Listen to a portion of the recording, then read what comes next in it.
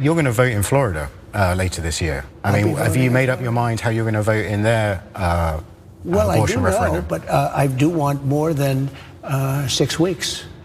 I want more than 6 weeks. I think 6 weeks is a mistake. And I'll be expressing that soon, but I want more than 6 weeks. In Florida, we have a 6-week program, and that's what I believe that you're voting on, and I think it should be more than 6 weeks.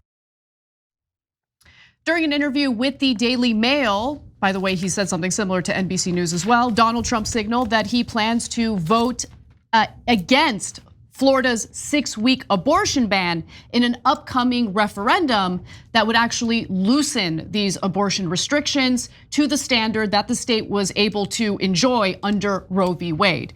Now, he called it a terrible mistake when DeSantis first signed the ban, but up to this point, he's been kind of coy in answering questions about the referendum. Now he's making his intentions pretty clear, and like any politician, he's checking the polls, he's understanding how much the abortion issue not only hurt him, but hurt the Republican Party. And so he is kind of going along with what the majority of voters want here. So let's take a look at Florida, where the majority of voters want to support this referendum clearly. So when asked about the ballot measure that would make abortion legal up until fetal viability, again, that was the standard under Roe v. Wade, 57% of registered voters in Florida say they would vote in favor of abortion legality, and 36% say they would vote against it. Just 6% say that they're unsure.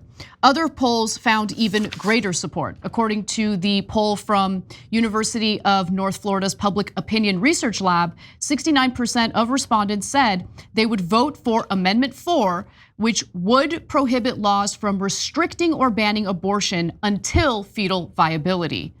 So constitutional amendments in Florida need 60% of the vote in order to become law. And based on the polling, it seems likely that the referendum will in fact pass, which is good news. But I guess in this case, on a national level, the bigger news is the fact that Donald Trump is in favor of the referendum. Hey, don't scroll away. Come back.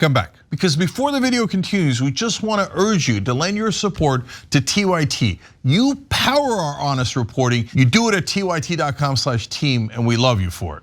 Yeah, so I think Trump is inexplicable, right? So he helped to overturn Roe, obviously, by putting 3 very conservative Supreme Court justices on there that he knew would overturn Roe versus Wade. And then he bragged about it like, yeah, I'm gonna overturn Roe, I'm the greatest, okay?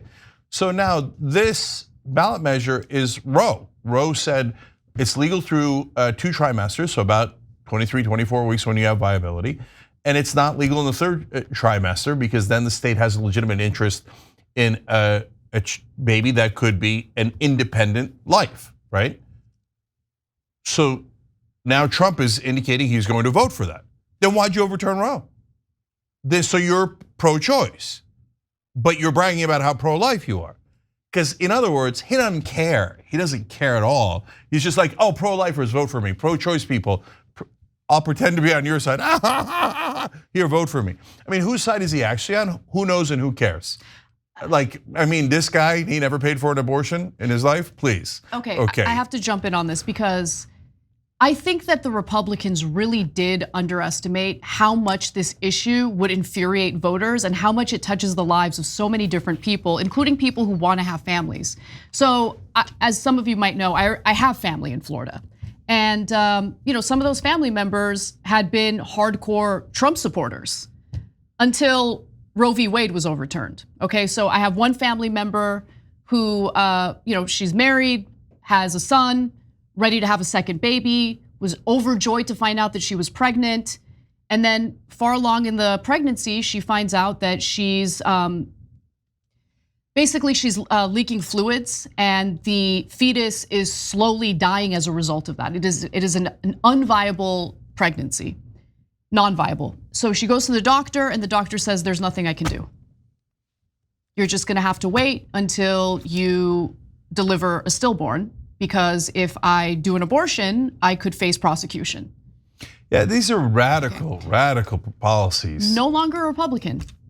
This is someone that I would engage in debates with okay, like hardcore debates with, and she's like, I feel so stupid for supporting the party that's doing this to me.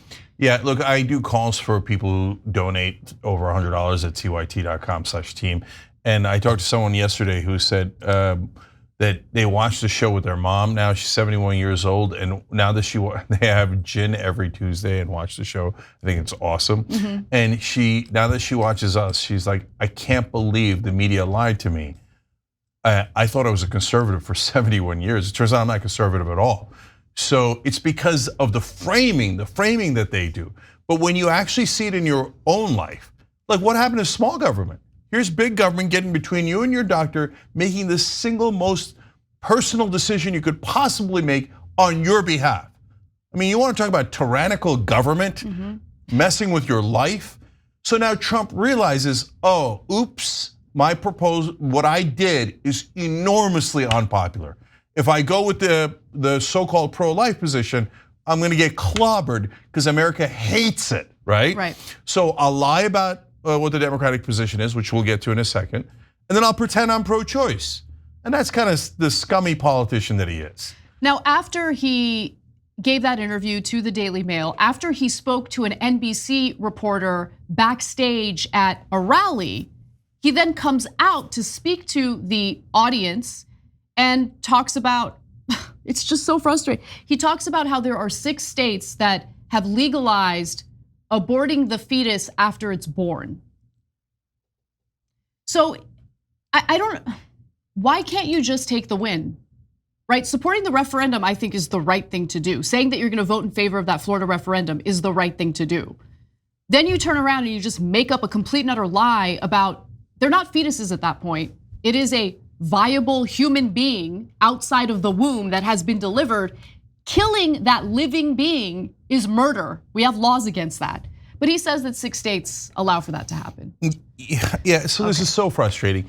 So Governor Northam of Virginia, back when he did one interview where he was talking about a case where the baby's born, but it's has a fatal condition. It's definitely going to die, and it's on ICU.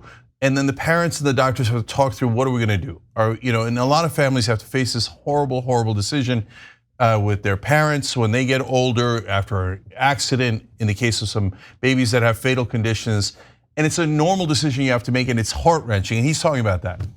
The Republicans took that and go, now they're killing them after they're born. It's post-birth abortion. Look, guys, it's just not true. I don't know how to drill it into your heads that it's not true. Go back and listen to the interview.